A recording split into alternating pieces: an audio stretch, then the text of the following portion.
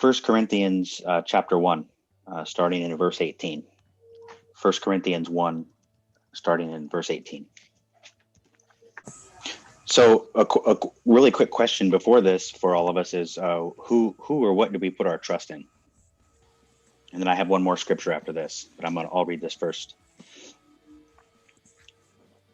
For the word of the cross is foolishness to those who are perishing, but to us who are being saved, it is the power of God.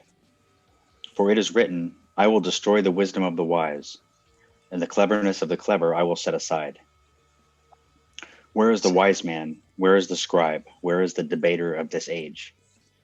Has not God made foolish the wisdom of the world?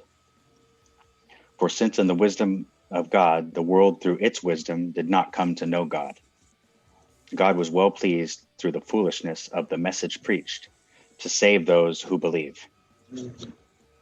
For indeed, Jews ask for signs and Greeks search for wisdom.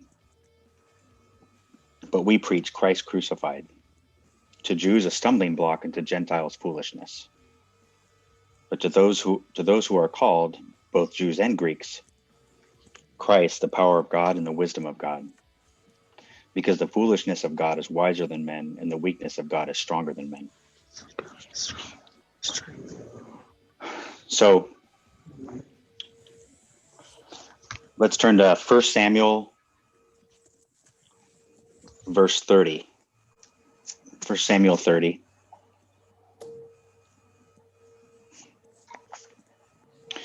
So David is with his men, and his wives and their children have just been kidnapped by the Amalekites. So I'll pick it up in verse 4. Then David and the people who were with him lifted their voices and wept until there was no strength in them to weep.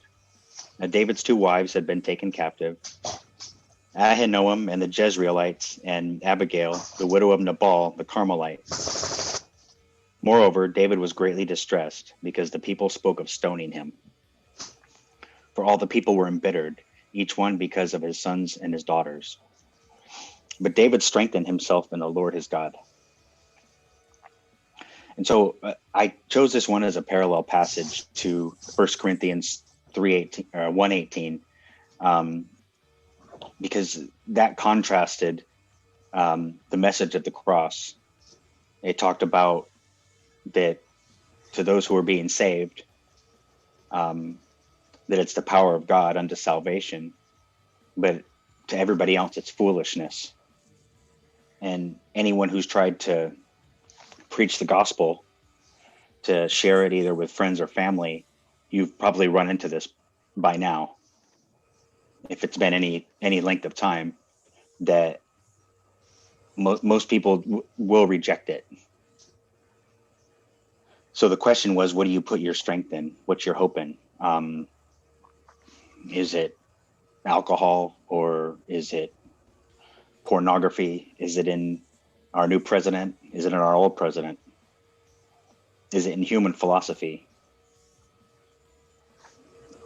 It says here, David strengthened himself in the Lord his God. Period. Yeah, the 1 Samuel chapter 30, verse 6, in the NLT version, it says that David was now in great danger because all his men were very bitter about losing their sons and daughters, and they began to talk about stoning him. So, like Loren started off the story by saying that, David's wives and children were kidnapped, their homes were burnt, and now on top of that, his own men want to stone him. So talk about a whole world of problems.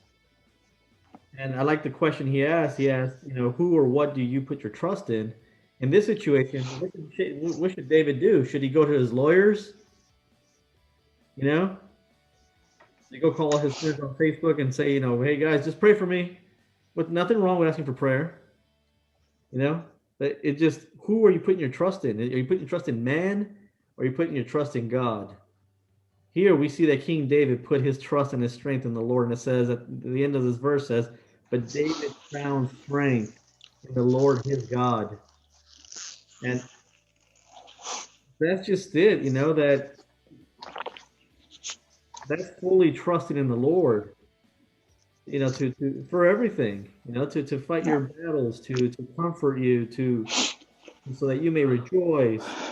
Um, for consultation.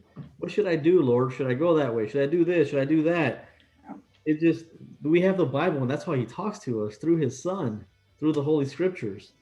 And that's what King David's doing. He's delighting himself in the Lord, and then the Lord grants you the desires of your heart. But you have to delight yourself in the Lord. So great scripture.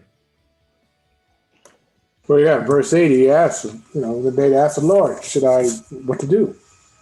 Should I chase after them? Or so he went to the Lord and asked him instead of him deciding what he's going to do. And God told him what to do. A lot of That's times, true. a lot of times we make our own decisions, as I said before, then we want God to bless it. But do we, like we're talking about Abraham, when his wife was saying do some things, what did he do? He went to the Lord first. What shall I? He was distressed. He didn't know what to do. He didn't lash out or anything. He went to God first. Says, what say you? And I think, at times we need to stop and take that time. Bring your request to God.